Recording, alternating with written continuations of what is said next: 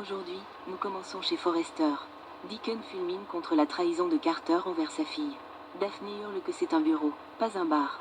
Deacon affirme que c'est le bureau où sa fille travaillait jusqu'à ce que Carter la laisse tomber. Il jure que Carter paiera pour ça.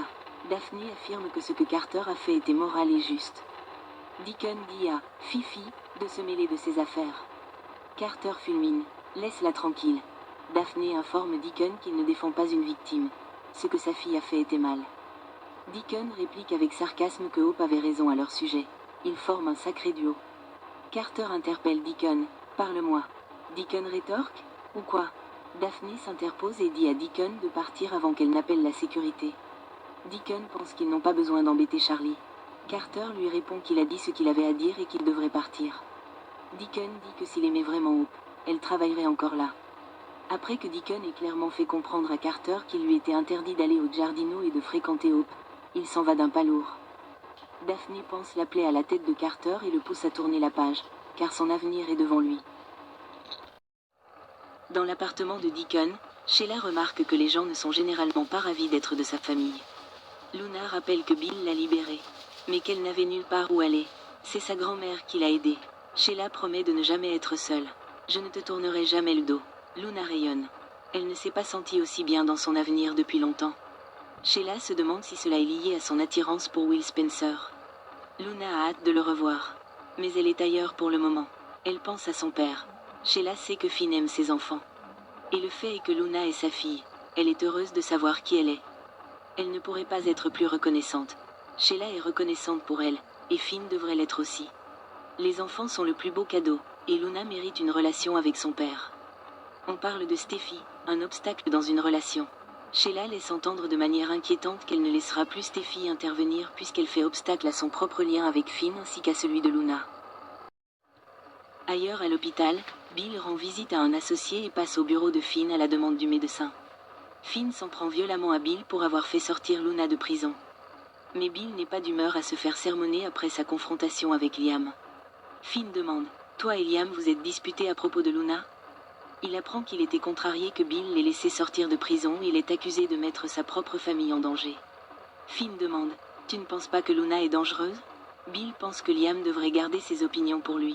Finn se demande s'il lui dira la même chose. Bill dit que sa situation est différente. Liam s'est impliqué dans quelque chose qui ne le regardait pas.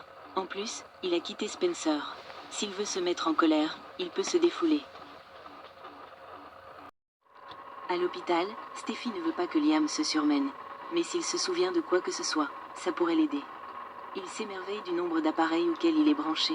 Elle lui assure que Grace a arrêté l'hémorragie et réduit la pression sur le cerveau. Il s'est cogné la tête 2 fois. Elle l'a trouvé par terre devant la maison de son père. Elle lui demande « Que s'est-il passé ?» Steffi demande à Liam s'il s'est passé quelque chose chez son père. Liam se souvient d'une dispute avec Bill et de son départ de Spencer Publications. Il a démissionné. Steffi demande « Son travail ? Pourquoi ?» Il répond « Luna. Bill l'a fait sortir de prison. Ce qui les met en danger, elle et Kelly. » Steffi comprend, mais il adore travailler avec son père. Liam se souvient de Bill qui l'insultait et lui criait de partir avant son retour. Il se souvient d'avoir eu des vertiges et d'avoir trébuché. Son père, s'exclame Steffi, bouche bée. Bill lui a fait ça? Steffi rappelle que Liam a confronté Bill au sujet de Luna. Liam dit que la dispute s'est envenimée.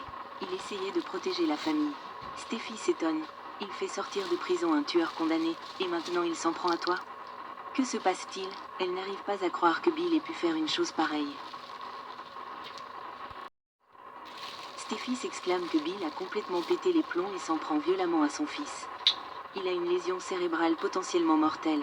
Liam lui dit qu'elle ne peut en parler à personne. Personne ne doit savoir qu'il est là ni qu'il a été blessé. Surtout Kelly.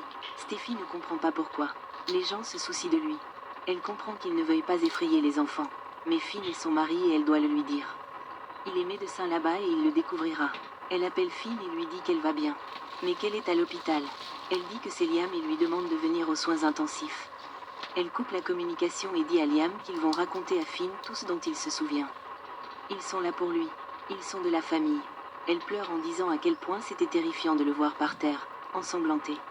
Elle croyait vraiment qu'il était parti. Liam la remercie de lui avoir sauvé la vie. Le lien entre Steffi et Liam ne fera que se renforcer à partir de maintenant. Alors restez à l'écoute de tout problème que cela pourrait causer dans son mariage avec Finn.